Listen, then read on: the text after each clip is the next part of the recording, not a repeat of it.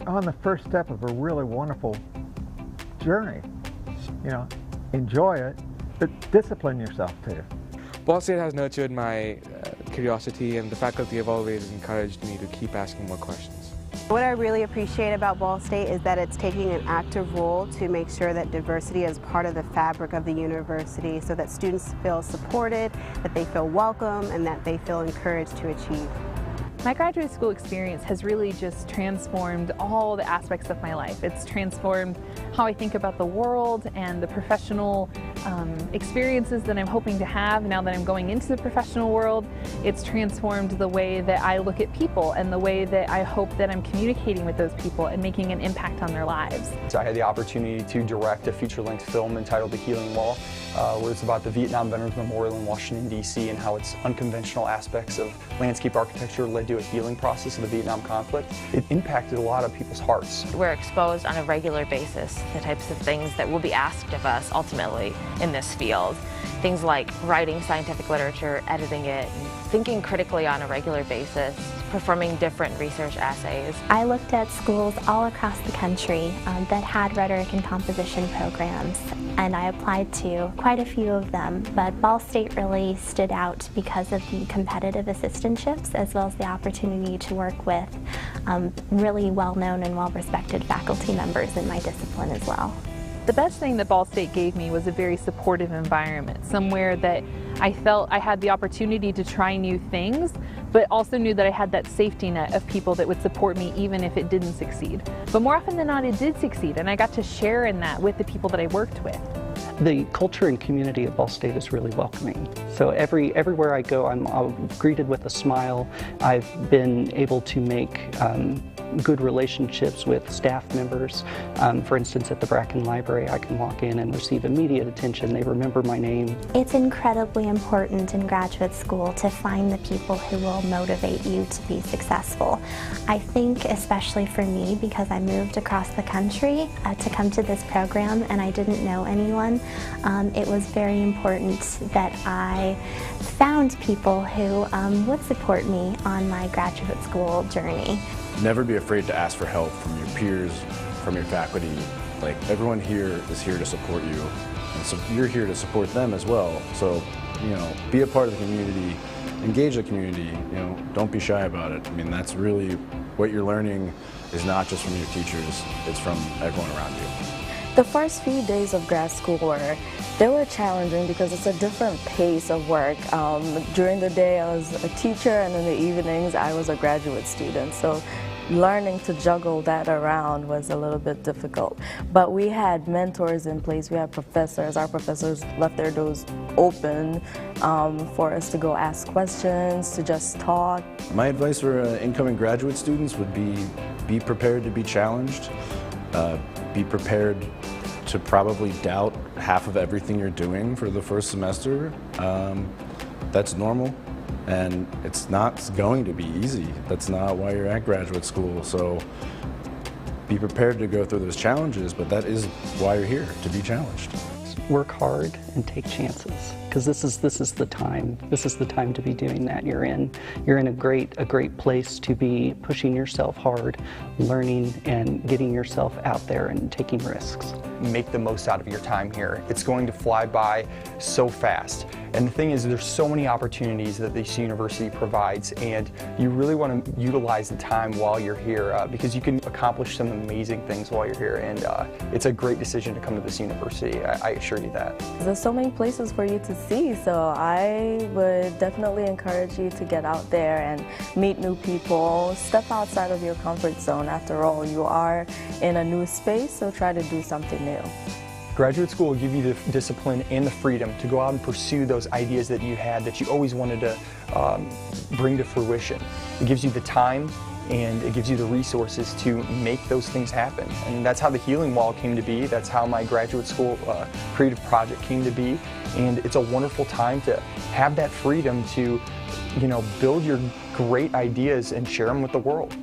When I think about the person that I was when I first started Ball State 3 years ago and the person that I am now, I believe that the main difference is that I have grown so much more confident. I wouldn't be the same person if I didn't have the opportunities that I had here. Revolutionary. Challenging. Edifying. Revelatory. Nurturing. Humbling. Life-changing. Transformative. Find what you're passionate about and pursue that, because your life isn't about the rewards you get, such as salary or benefits. It's about the quality of life that you can leave for others behind you. That's your legacy.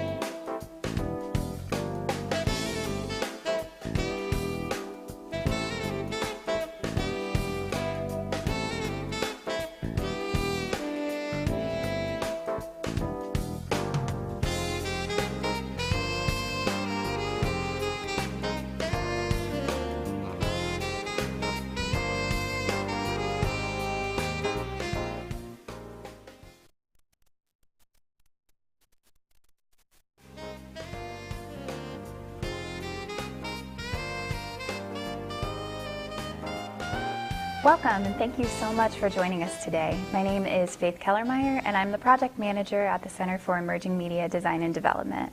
I'm joined today by Dr. Jennifer Palalonis, who is the director of the center, and we are going to spend some time talking about the low residency delivery option of our Master of Arts in Emerging Media Design and Development.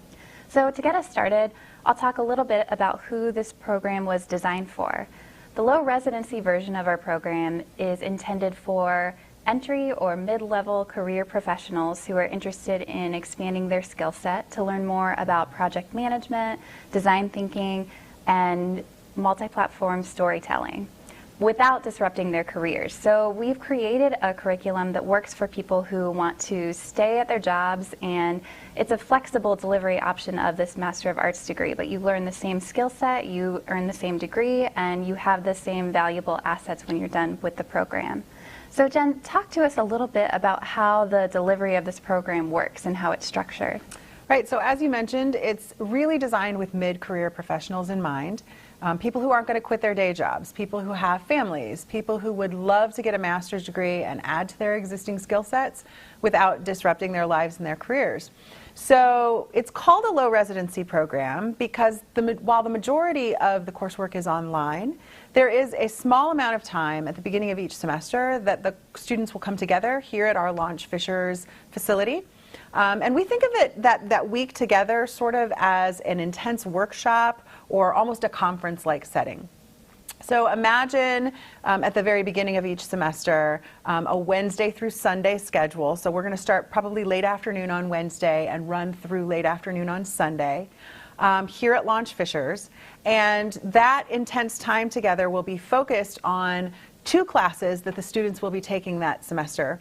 And we'll engage in a lot of activities that aren't really effectively communicated online. So it'll be things like practicing usability and user experience research, or understanding and learning in a hands-on environment the strategies for design thinking. We'll do some discussions and some group work focused on some of the readings that students will do before they arrive. So that week is a really sort of intense workshop environment where we can start working on some of those concepts together.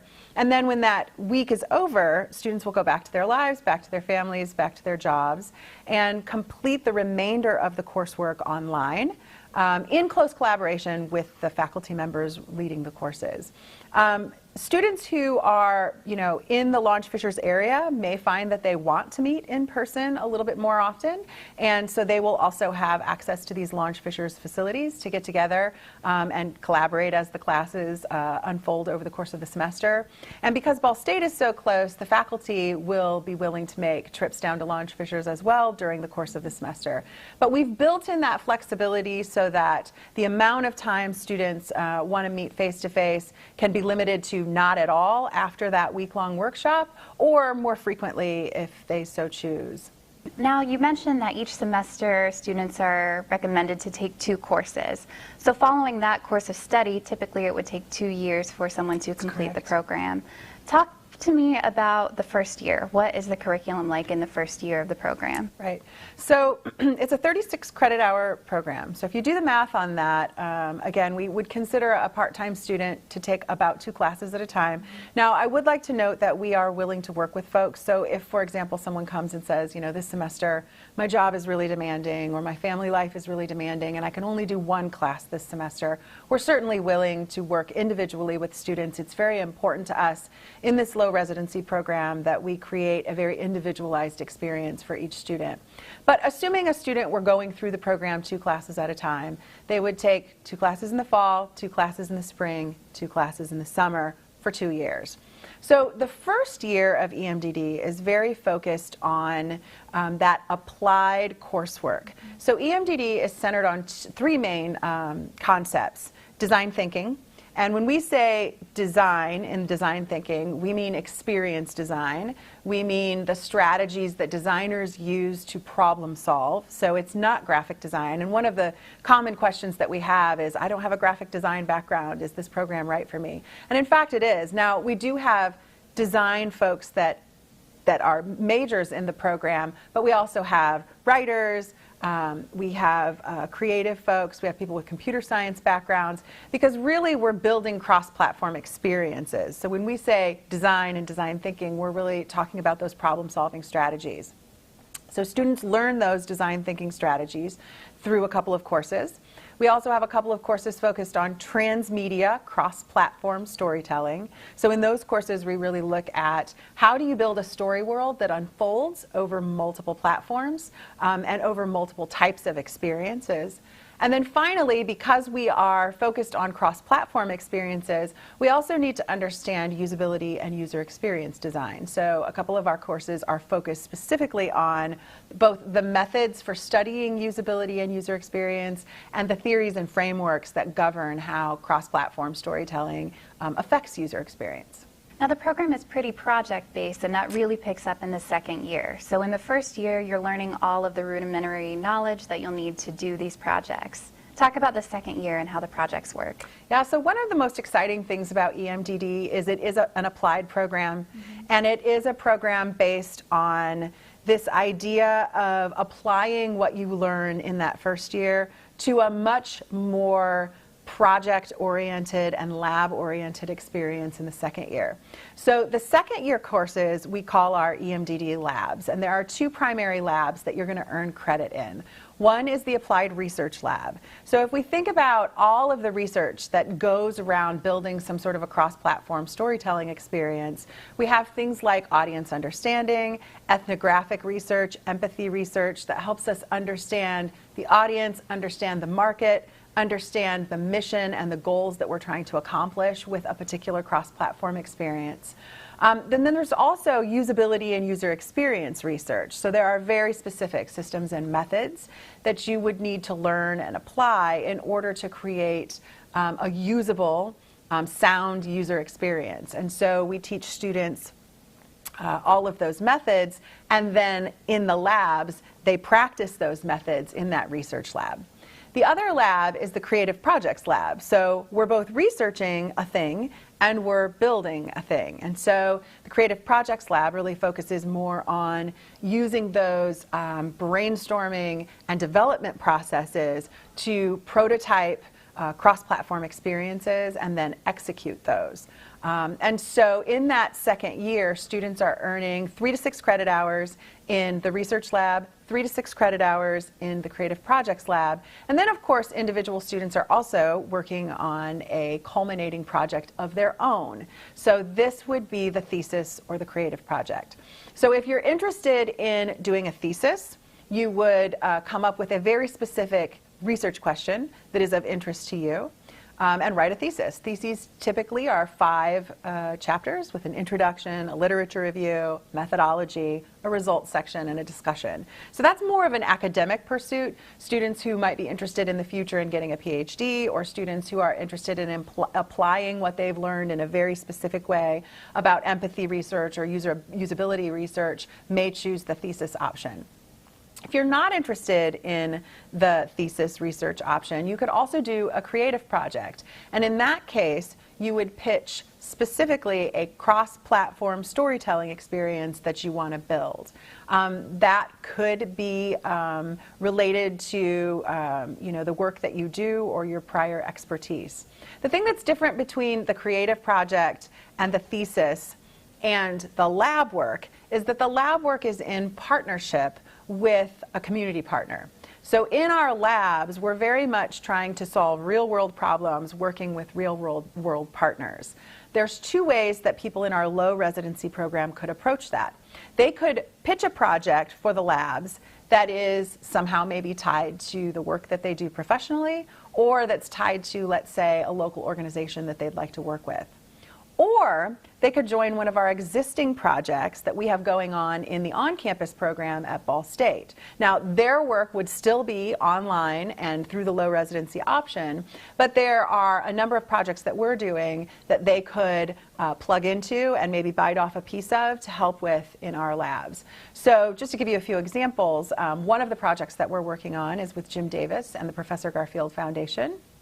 And for that project, we are building a digital literacy curriculum for kindergarten through third graders. Another project that we're working on is with the Indianapolis Symphony Orchestra, where we are building augmented reality and digital and physical experiences around the city of Indianapolis to engage people in the classical music series at the ISO. Another project that we're working on is with Circle of Blue, which is a nonprofit journalism group that covers the water and energy crisis globally. And currently we're working on a global social media campaign that engages people in the story of the value of water. And then we have a couple of other projects going on as well. So if any of the projects that we're working on on campus at Ball State sound interesting to any of our low-res students, we can find ways for them to plug into those as well. What's nice about the program is that it's designed in a way that people can tailor it to their own interests. So just in the projects you described, there are a lot of ways that design touches different areas of interest for people and different causes they might be interested in pursuing. We've talked about how it's an interdisciplinary program and we have students from lots of different backgrounds. What type of jobs might someone completing this degree be on the look for? Or what sort of careers might someone be able to move into after finishing this degree? Of course, that's a really good question, and anybody willing to spend the time and money and energy getting a master's degree should think seriously about that question.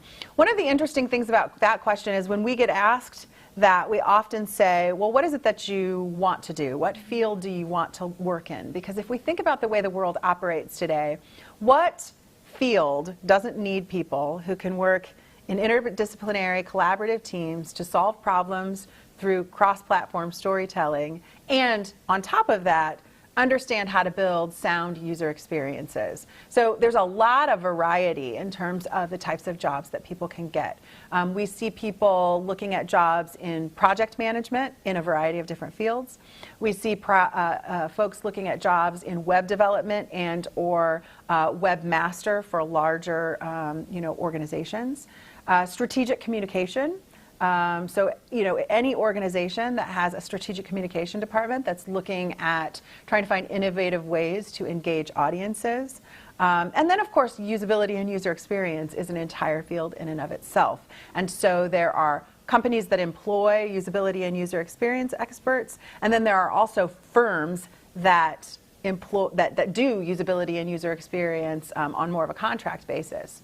There are also design thinking firms. So nationally, one of the most well-known design thinking firms is called IDEO, and they're a company that uses design thinking strategies to build products, to build digital experiences, websites, etc., for a variety of clients. There are also some local design thinking firms here in Indianapolis. For example, Doris Research Lab is a design thinking firm that works with companies to strategically solve problems through the kind of storytelling that we're talking about. So we would be remiss not to mention how great the facilities here at Launch Fishers are. And while you'll only be here 5 days a semester, it's definitely worth showing off the newly renovated and beautiful addition to Ball State's campus. Yeah, so we're in one of the rooms here at Launch Fishers. There are a number of classrooms and conference rooms that are specifically dedicated to Ball State University. And we are so fortunate to have this facility because not only is it a really vibrant, energetic workplace where there are lots of professionals from around the city of Indianapolis coming in and doing great work, but we have a specific area of the facility that's designated created for Ball State and for our classes. And there are a number of programs at Ball State that are using some of these facilities. So it's a great place to network, it's a great place to learn, and it's a great place for us to come together and really, do great things. Is there anything else that we should mention before talking about the application process? I'm just really excited about this opportunity at Launch Fishers. There are so many exciting things happening in the Fishers area right now. There's so much growth. There's so much development in and around Indianapolis. We think that this is a great, vibrant place for both locals to come get a really exciting, interesting, innovative, forward-thinking master's degree, but also it's a really great hub for people in other cities like Chicago or Nashville or cities in Ohio that may want to come over and join us for this program. So we really have built something that I think lends itself to that mid-career professional that's looking for the next great step. Absolutely. So if any of this today has piqued your interest, you can apply for our program at any time online. It's a two-step process, so you'll start by going to the graduate school website and filling out an application. Once you meet the minimum requirements that the graduate school has laid out, your application will be passed on to our department, and we require that you submit a few materials for admission into the program. So we're interested in seeing a current CV or resume. We also want to see a statement of purpose. Tell us why you're interested in this program and why you think it's a good fit for your goals. We'd like to see a writing sample, either academic or professional writing, just to see that you're able to write, because this is a master's program, so there's a fair amount of writing involved. And then finally, we want to see a creative portfolio.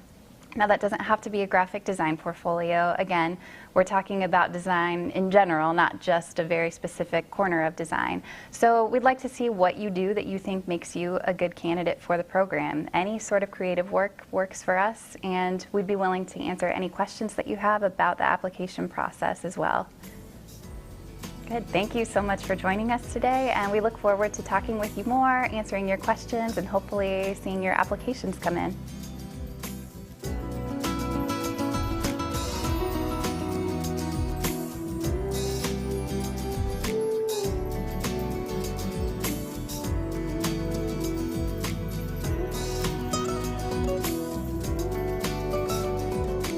Welcome. Thank you all so much for tuning in today. My name is Faith Kellermeyer, and like you saw in that pre-recorded segment, I'm the project manager for the Center for Emerging Media Design and Development. And at this point in the webinar, we are looking forward to taking your questions. We've got some good questions coming in already. Before we get going, I want to remind you that you can send more questions at any time during the webinar. There's a chat box on the side, and we're going to try to get to as many questions as we can, so don't wait until we're done answering the previous question. Just go ahead and send anything that comes to mind. I'm joined today by a panel, and I will at this point let them introduce themselves, and then I'll facilitate our discussion today as we try to get through as many questions as possible. Hi, I'm Jennifer Palalonis, and I am the director of the Center for Emerging Media Design and Development, and I'd just like to welcome you all today. My name is Sarah Jansen, and I am graduating soon from the program. I did my undergrad here at Ball State in journalism, magazine journalism, and I will graduate from EMDD in July. And I'm Sean May. I did just graduate in the beginning of May, and so my background is in media production and design, and I also went here for undergrad and got a telecommunications degree. Great. We will jump into our questions now. The very first question that we have is, what was the rationale for starting EMDD? And I think, Jen, you're probably the most natural choice for answering that question. Yeah, that's a really good question, and I think from the video that you just watched, you probably got a pretty good sense of the nature of the program. But I would say there's kind of two answers that I would hone in on for that question. The first is that Ball State has always, for as long as I've been here, been a huge proponent of immersive learning. And immersive learning is this idea of practical learning where we give students an opportunity to both learn skills and practice those skills in really, really applied ways. I did a lot of immersive learning projects as the sequence coordinator for journalism graphics before moving over to take over the EMDD program, and I loved that kind of learning. It was just the perfect mix of teaching and also being an active participant in the learning process with my students. So when EMDD first was envisioned and got started. One of the reasons it was started was because our then president, Joanne Gora, was really interested in thinking about how might we infuse immersive learning into the graduate program and also give more opportunities for these kinds of projects. The other big thing that sort of drove this process of developing EMDD was, as I said in the earlier video, what industry today doesn't need people who can think strategically about communication and who can think in innovative ways about engaging audiences across platforms. In this sort of media-saturated society that we live in, there are a lot of different opportunities for storytelling, from social media to websites to even live experiences that are somehow tied into a cross-platform experience. So that was kind of the catalyst for the curriculum itself for EMDD. Good. We'll move on to our next question. Someone has asked, in the first year, do all of the classes include the first week in Fishers and then the remainder of the coursework is online? I think the easy answer is yes. Yes. So every single semester, well, if you go through the program over 2 years, it would be 4 semesters. Every single semester we come together. So there's an opportunity for us to get to know each other and collaborate together and inspire one another through the, sort of that contact. So every single semester we'll come together, and then after that first week, everything else will be online and, as we said, in close collaboration with the faculty that are teaching those classes. All right, next question. If you are considering a PhD in the future after this program, are you solely limited to just considering the thesis-based project, or is this the more beneficial route? Is that a requirement? Yeah, so this is another good one for me to answer, because I have a PhD in human-computer interaction, and I can tell you that the nature of the thesis really is to prepare you for a more research-intensive experience later in the PhD. And so we work really closely with our students through that thesis process. In fact, in the on-campus program, these two can attest to the fact that this last semester, as they were making their final push to finish those projects, I met with them every other week, sometimes weekly, as we work through that process. So if you're considering a PhD in the future, a thesis is a really good option because it's a smaller way to begin to learn research practices and how to develop a research proposal and a protocol and an actual study, and that will serve you very well if you move on to get a PhD.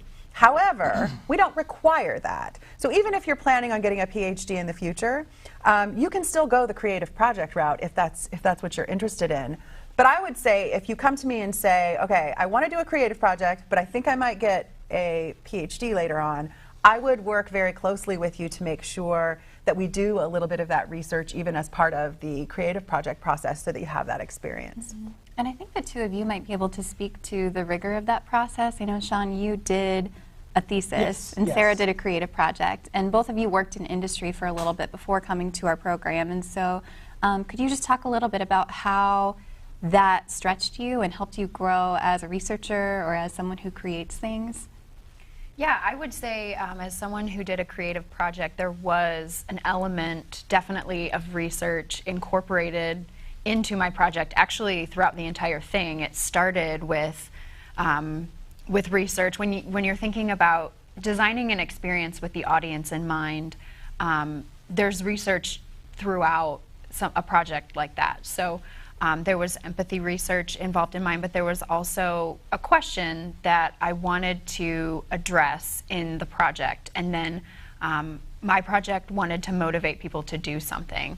So what I did was I went up to Flint, Michigan and interviewed residents there about their experience with the water crisis to help people outside of Flint understand what they went through. And I turned that research and those interviews into a stage show with an accompanying website that is still in development.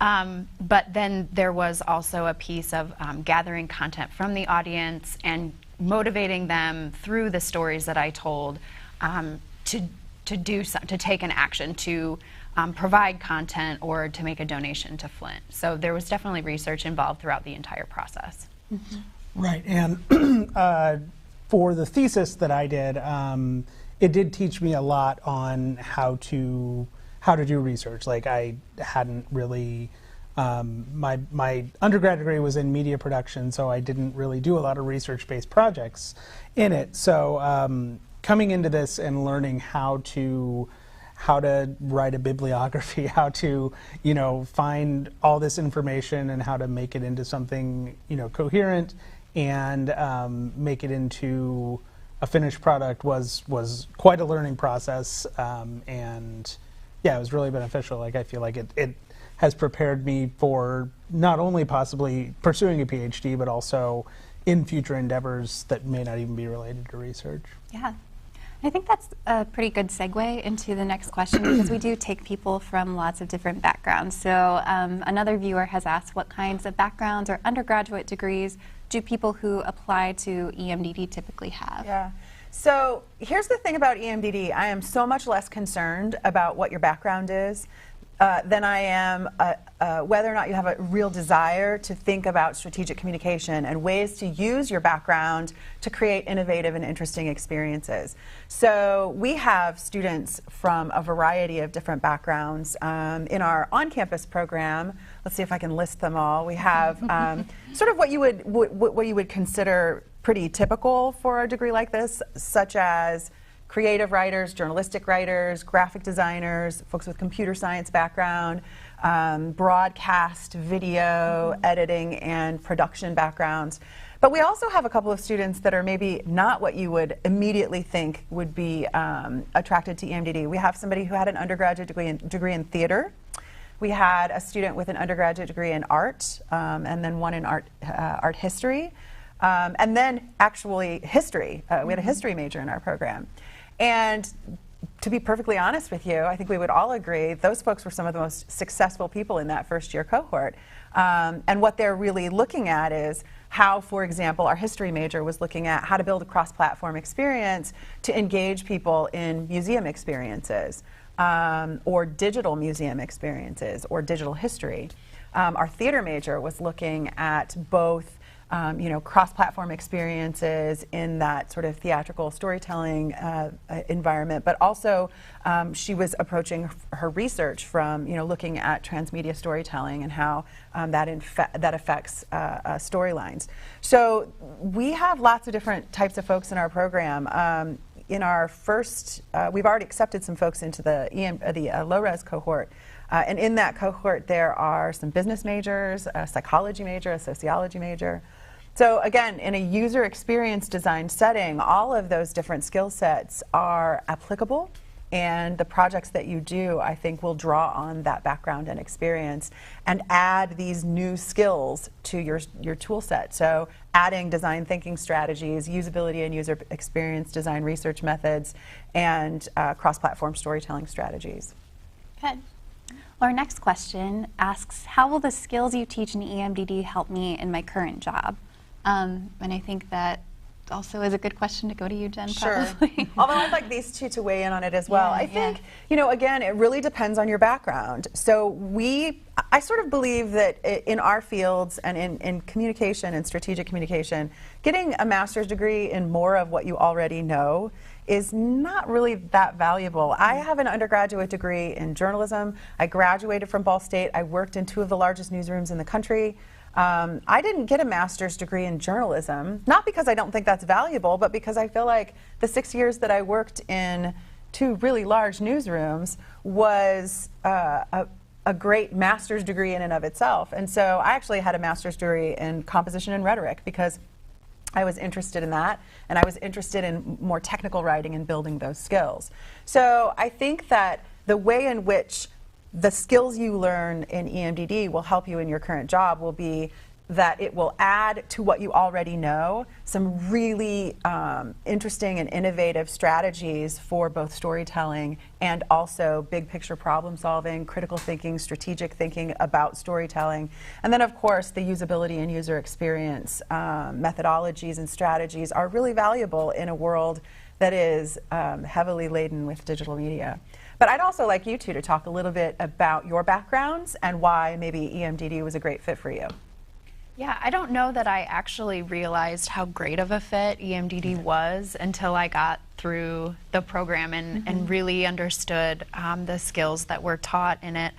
But now being someone, so I was out of school for 5 years before I decided to come back and get a graduate degree, and I was kind of in the same boat. I was a journalist. I was working in newspapers before I came back, and I told myself I was never going to get a graduate degree in journalism because I thought the experience that I would get in the real world would serve that purpose. But when this opportunity came up, I felt that I had hit a certain place in my career where maybe I needed to start thinking about something a little bit different, and how could I add different skills to my repertoire that would make me more marketable. And so that's why ultimately I decided to do the program. But now, as I'm looking for a job, the skills that we learned in EMDD have come up so much, and so many different ones. Like recently I was looking, and it was asking for someone who had presentation skills, and you don't really think about designing for an audience outside of just to consumers, but anything has an audience. So if you're making a presentation to executives, that's your audience, and you have to design a presentation that explains things to them in a way that they understand. And so those skills are really, I mean, you can use them in almost any setting. And the design thinking as well, you can implement that in almost any job that you have. And that provides a way for you to gather lots of ideas and make decisions in a certain way that make what you ultimately select, or the solution to your problem, maybe a little bit more innovative or outside of the box. Yeah, and pretty much what Sarah said, but I think also my background was in a little more of like web development and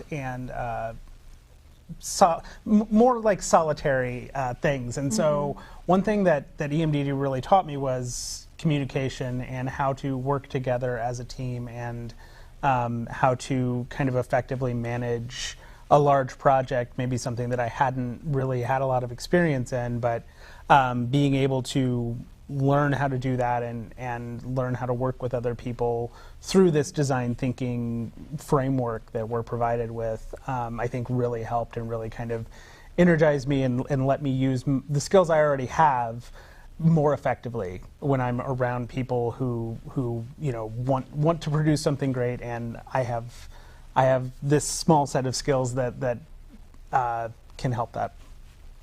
Yeah, and I don't want to spend too much time on this one question, but I also think it's worth mentioning that in the low residency program, you have the option to do your lab work with your employer. So we really do a lot of learning by doing in this program. And if you want to know how to apply what you're learning to your current job, you can actually design it so that your projects apply to some project you're working on for work. Yeah, and I think that's a really important point. I cannot stress enough, particularly with the low residency program, how committed we are to making sure that each student in the low res program has a path toward graduation that is personalized, that draws on the skills they already have, allows them to learn what we teach in EMDD in a way that makes sense for them.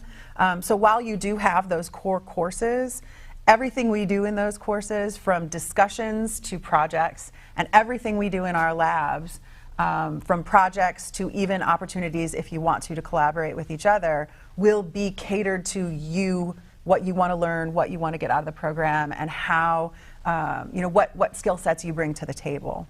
Yeah. We'll move on to the next question now. We have a viewer who asks, what sort of jobs and professions are available as a graduate or soon-to-be graduate of the EMDD program? And in that pre-recorded segment, we did mention a little bit about the types of jobs you can apply for.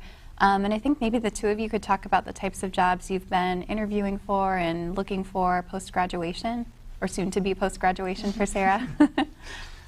Yeah, it's actually opened up kind of a whole new area of work that I could do. I didn't really, before I came to the program, I didn't really have a word to put on what user experience was, and through this I kind of discovered that it's this whole field, and it's such a big thing that now I, in addition to looking for web developer jobs, I can now also look for user experience jobs, usability, product manager jobs, things like that. And so it's really opened up a lot of new possibilities for me, and yeah, a lot, and also showed me a lot more stuff that I'm more excited about than maybe just doing a development job or something like that.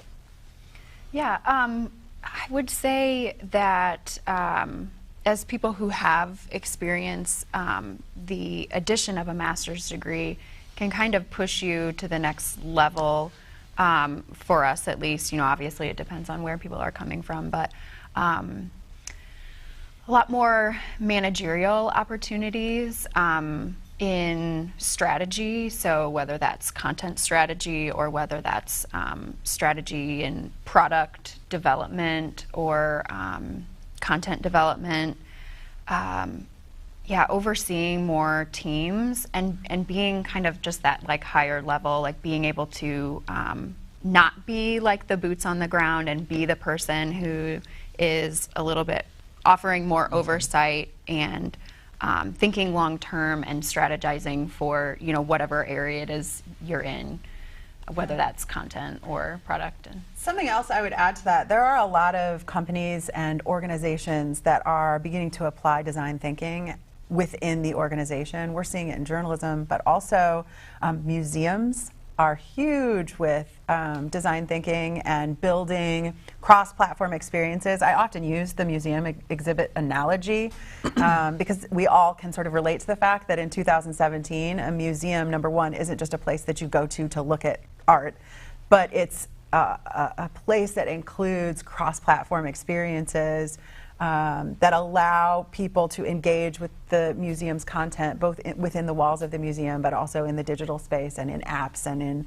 you know, all of these external opportunities. So if you kind of think of a museum exhibit as a cross-platform experience, and you use that as a sort of metaphor for the other kinds of things that you could build that engage audiences in meaningful ways, I think that you begin to see how design thinking and the strategies for how do you build something like that, what happens to an experience or a story or content as it migrates across platforms, and how do you make sure that it's cohesive, and how do you manage the development of that.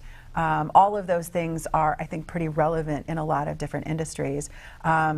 One of the first jobs that our year one cohort members landed was a experienced design position for medical, in the medical field. He was a graphic designer, and he's now moving on to do project management and large-scale cross-platform storytelling in the medical field. So even in healthcare, education, museum studies, art, journalism, communications, all of those areas are looking for folks with degrees like the one EMDD provides. Yeah. And if you think about design thinking, it's really a process to solve problems. So, you know, if you're a manager in whatever area you're managing, your boss gives you a problem, you have a process that guides you in what are the steps and who is best to tackle these areas of this process. And I think that ability to know what to do with a problem is really valuable. Good. We'll move on to our next question now. We have a viewer who's asked, can you share one of your favorite experiences in the program? I think we'll start with the students. Yeah. Can you talk about that? Yeah. So we had the opportunity to go overseas for one of the projects, which is fantastic. But I don't want to focus too much on the projects. So one thing I did want to talk about today was the opportunity that I got in my graduate assistantship to be able to apply what I was learning in EMDD in an area where there are people who probably haven't ever heard of design thinking, and the opportunities that I had to help my direct boss with ideation sessions, like being able to brainstorm, get a lot of people together in a room, get a bunch of ideas out in a really short amount of time, and then what to do with those ideas and how to help those, how to use those ideas to help us in creating programs. And so one of the things we did from a brainstorming session was to develop a program where we brought student ambassadors into our office and those students now help us recruit because my position was with the graduate school in recruiting. And that program was developed using design thinking. We brainstormed with program directors and program coordinators. We did research, what are other colleges doing?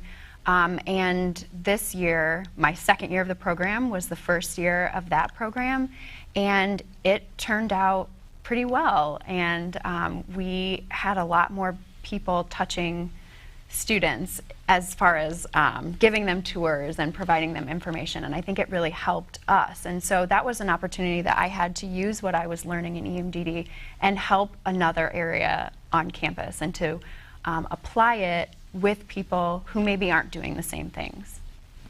Yeah, and so one of the things I really enjoyed was I worked on a project with the Indianapolis Symphony Orchestra. And so first off, being able to do something in collaboration with such a prestigious and, you know, huge part of the Indianapolis community was really great. It was really great just to be able to do that. And we put on these community art nights where we had people come in and collaborate on art that we then repurposed into our further projects. But to be able to put together an event like that and make something and actually see how design thinking works when applied and put out into the real world was really great. So I think it's impossible for me as the director of the program to come up with one thing that is my favorite experience. But I will tell you, so I love teaching. I started teaching 15 years ago after working as a professional journalist. I had never had any intention of teaching. It just sort of happened, and found after teaching for a couple of years, like, this is my calling. And I like teaching in the traditional way. Like, I love being in a classroom. I love leading a group of students through projects and sort of that traditional classroom environment. But my favorite teaching experiences are ones where I feel a little nervous about where things are going, and I don't have all of the answers. And I feel like an active participant in the learning process with my students. And I feel incredibly fortunate to be at Ball State, where they've allowed me to create a program like EMDD. And so when I was given the opportunity to create the program, I said, that's what I want. I want a whole program where we're journeying through this learning process together. And my role is to help provide access to the tools and the ideas and the frameworks that you need to solve problems. But every problem is unique. And it has been the most rewarding experience of my career thus far, to be able to work with students in such a, you know, collaborative way, and in a way that, you know, we don't all know the answers up front, and we kind of explore those things together. Yeah. The next question kind of ties into that previous question. We have a viewer who asks, what were some of the challenges that you faced in the program? Who wants to hit that one first? I would say a big one for anyone who is on campus and anyone who might also, especially someone doing a program online, would be time management. I had a graduate assistant. I also freelanced occasionally throughout my time in the program, and managing the workload in graduate school is something that I think almost every graduate student is pretty unprepared for, just because it's another level of reading, of research. You almost always underestimate how much time it's going to take you to do anything. Yeah. But there was a point at which I really hit my groove. Like, I got it down. Like, these are the things I need to do for me to make sure that I manage all of the deadlines that I have in any given week. So it takes some time. It's an adjustment, but you get through it just like everyone else. Right. Yeah, and I would say, yeah, the time commitment and the rigor of the work is something that kind of surprised me. You know, you always hear graduate school is tough and stuff, but then you actually experience it and it's like 5 times harder. But and then also, I think another thing was maintaining communication with both my professors and with other people I was working with, and making sure everything was taken care of. You know, we had a bunch of calendars and schedules to keep, and so there were a lot of people relying on you getting that work done when it needed to be done. And so it was challenging and it was tough, but ultimately it was also really rewarding because, you know, there's kind of a multiplier effect when you have 5 people working on something together. It's 5 times better than if you would have just made it. So yeah, but it was definitely a challenge. So I would also add, I think I'm uniquely qualified to answer this question for our low-res students because I actually worked on my PhD while teaching here at Ball State. And I also have 12-year-old twins. So I know, I started my PhD program when they started kindergarten. My husband's an assistant volleyball coach for the men's team here at Ball State, so he's on the road a lot.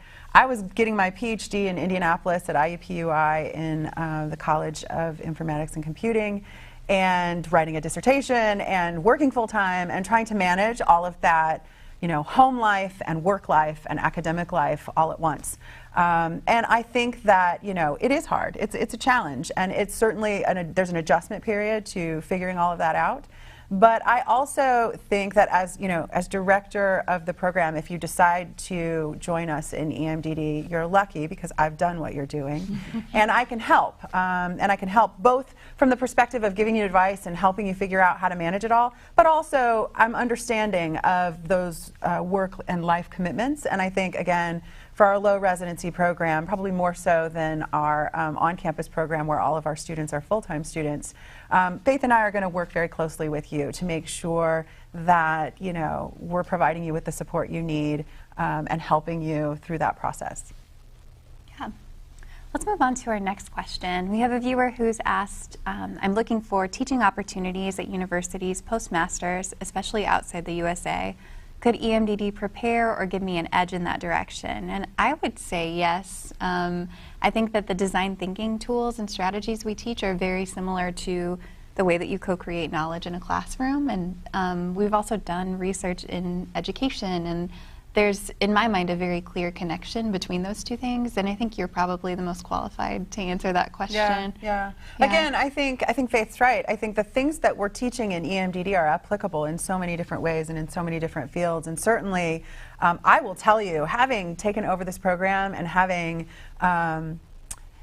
built this curriculum, I feel that in the last 3 or 4 years, my teaching has improved because, you know, when you're sort of immersed in these strategies of design thinking and cross-platform storytelling and user experience, it really makes you rethink your own strategies as a teacher and how you're engaging with students using, you know, that sort of same mindset. And so I think that, you know, EMDD is a great master's degree for somebody who wants to be in education, both because of what we teach, but also because of some of the projects that we are engaged in as a program. The video that you watched earlier talked about the Professor Garfield project, and that's one project, but a lot of the research that we've been doing in EMDD and the kinds of projects that we're sort of interested in deal with teaching technology in the 21st century, engaging in you know, cross-platform storytelling as a pedagogical method, a teaching method in the 21st century. And so I think, you know, again, if we think about the fact that EMDD is a really personalized program, it teaches you skills that would really be beneficial in the classroom, and then you and I together could really talk about, okay, like, what are we interested in here? What kind of projects could you do that help build more of those skills that would help you in the classroom, in an international classroom, and what kind of research might you like to do that involves teaching with technology or thinking about cross-platform storytelling in the classroom? I would also throw in just on the topic of international studies and working with cross-cultural classrooms that we did some design thinking at, we talked about Circle of Blue and the project that we did with them in that pre-recorded segment. We actually had students, and Sarah was one of them, who led design thinking sessions with international thought leaders on the global water crisis. And so I think what's really beautiful about design thinking is it is a cross-cultural way to communicate and problem solve and come up with strategies together. And so we've actually seen that in action, and I think we can speak to the fact that that is a cross-cultural skill set that you'll develop through this program. Moving on to the next question. We have a viewer who's asked, is there any advice that you would give to prospective students who are interested in this program, whether it would be for the fall semester or in the future? I think we can all talk about that. Yeah, I would say first, trust the process, especially in the first semester and even into the second, and honestly throughout the program. You know, there's design thinking really goes against a lot of traditional ways of having meetings, of having or just communicating or tackling a problem. And I know, you know, a lot of people that I worked with were maybe a little unsure of it and didn't see the value of it right away. But I would say trust the process. It does work, and it may seem weird at the beginning, but it pays off for sure. I would say really take advantage of the opportunity that graduate school provides you. And when thinking about doing this program, think long and think hard and talk to people. Talk to people in your industry, talk to Jen, talk to Faith about what your goals are and what you want to get out of the program. Because I think EMDD is unique, and you've touched on this a couple times already, with really helping you gain the skills that you want when you're coming out of this, and how what we teach in EMDD can apply in different areas. And so really have that end goal of where you want this to take you, and you can tailor your projects that you do, the thesis or creative project that you do, to getting you where you need to go. If that's one thing I think I would have done a little bit differently, is to really have in mind better what the end might look like, and how the things I could have done along the way would have helped me and prepare me for that end step. Yeah, and I think to your point, you know, one of the things I like to tell people is that we're not really preparing you for a job in EMDD, we're preparing for you for a career.